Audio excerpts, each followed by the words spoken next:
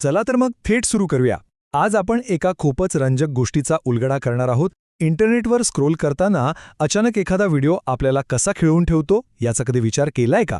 आज आपण the art of free cinema access या मूळ स्रोताचा आधार घेऊन याच गोष्टीचे तुकडे करून पाहणार आहोत. डिजिटल क्रिएटर्स फक्त काही मोजक्या शब्दांच्या मदतीने आपलं लक्ष कसं वेधून घेतात हे आपण अगदी सोप्या भाषेत समजून घेणार आहोत.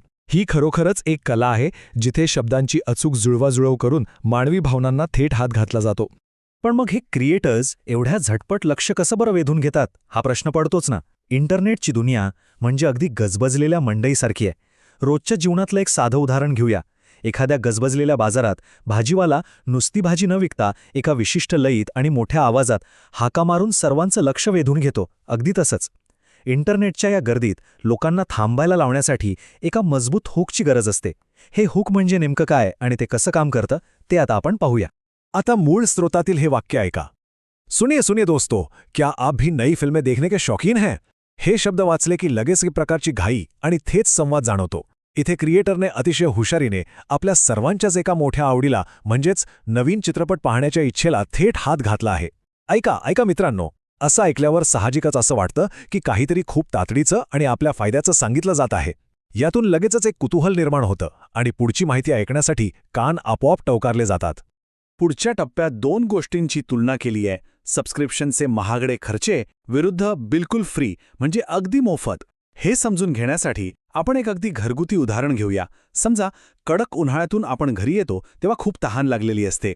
एका बाजूला दुकानात मिळणारी महागडी पाण्याची बाटली आहे जी घेताना खिशाला चाड बसते आणि दुसऱ्या बाजूला घरातल्या माठातलं अतिशय थंड, शुद्ध आणि अगदी फुकट असलेलं पाणी आहे. आपण साहजिकच माठाकडे वळतो, बरोबर? इथेही क्रिएटरने तोच फंडा वापरलाय. महागड्या प्लॅटफॉर्मचा त्रास आणि मोफत चित्रपटांचं आकर्षण यातील हा स्पष्ट फरक खूपच प्रभावीपणे वापरला गेला आहे. यामागची पहिली आणि सर्वात महत्त्वाची पायरी म्हणजे पिन पॉइंट किंवा आपली नेमकी अडचण शोधून काढणं. आता नवीन चित्रपट पाहायला कोणाला आवडत नाही, पण प्रत्येक महिन्याला वेगळेवेगळे ॲप्ससाठी पैसे भरणं हे खिशाला खूप भारी पडतं. हा एक असा विषय आहे जो प्रत्येकालाच जाणवतो. जेव्हा क्रिएटर या समस्येवर बोट ठेवतो तेव्हा ऐकणाऱ्याला वाटतं, अरेच्छा, हा तर माझ्याच समस्येबद्दल बोलतोय.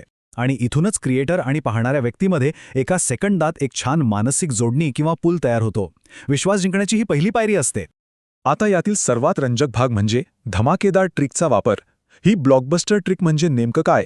तर हे एक असं आश्वासन आहे जिथे उपायाची खात्री दिली जाते, पण तो उपाय नेमका काय आहे हे गुपित ठेवलं जातं. हे अगदी असं आहे जसं घरातल्या कोणाला तरी सांगितलं की कपड्यांवरचा कोणताही हट्टी डाग काढणारी एक जादूची पावडर माझ्याकडे आहे. साहजिकच ती पावडर कोणती या जाणून घेण्याची उत्सुकता वाढते, पण जोपर्यंत एखादं काम ऐकलं जात नाही तोपर्यंत ती पावडर दाखवली जात नाही. या स्रोतामध्येही चित्रपटांपर्यंत पोहोचण्याची खरी पद्धत मुद्दाम लपवून ठेवली आहे, जेणेकरून उत्सुकता ताणली जावी आणि लोक स्क्रीनला खिळून राहावेत. ही सर्व रचना एका विशिष्ट क्रमाने कशी उलगडते हे पाहणं खूप गमतीशीर आहे. हे एखाद्या परफेक्ट रेसिपीसारखं आहे. पहिली पायरी समस्या मांडणे म्हणजेच महागडे सबस्क्रिप्शन. दुसरी पायरी उपायाची झलक दाखवणे म्हणजेच ती धमाकेदार ट्रिक आणि मोफत चित्रपटांचे आश्वासन. आणि तिसरी पायरी एंगेजमेंट मागणे म्हणजेच लाईक आणि सबस्क्राईब करायला सांगणे. हा एक अतिशय मोजका मजकूर आहे, पण तो प्रेक्षकांना गुंतवून ठेवण्यासाठी एका परिपूर्ण ब्ल्यूप्रिंटसारखा काम करतो.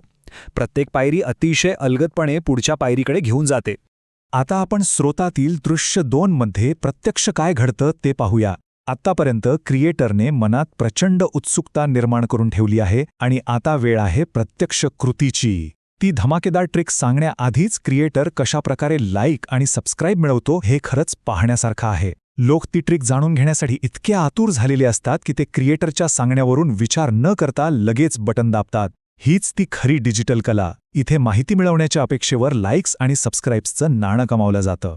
आणि आता आपण एका अतिशय महत्त्वाच्या प्रश्नापाशी आलो आहोत. माहिती लपवून ठेवून उत्कंठा वाढवणारे हे क्लिफ हँगर्स तात्काळ क्लिक्स आणि सबस्क्रिप्शन मिळवण्यात किती प्रभावी ठरतात? आजच्या या विश्लेषणावरून एक गोष्ट नक्की स्पष्ट होते की मानवी मानसशास्त्र आणि कुतूहलाचा या डिजिटल जगात अतिशय अचूकपणे वापर केला जातो. पूर्ण माहिती न देता केवळ उपायाचं आश्वासन दिलं तरी मानवी मन कृती करण्यास भाग पडतं. या संपूर्ण रचनेवर आणि या मानसशास्त्रीय तंत्रावर नक्की विचार करा. अशा प्रकारच्या हुकला आपण यापुढे कसे सामोरे जाऊन हा खरोखरच एक रंजक प्रश्न आहे.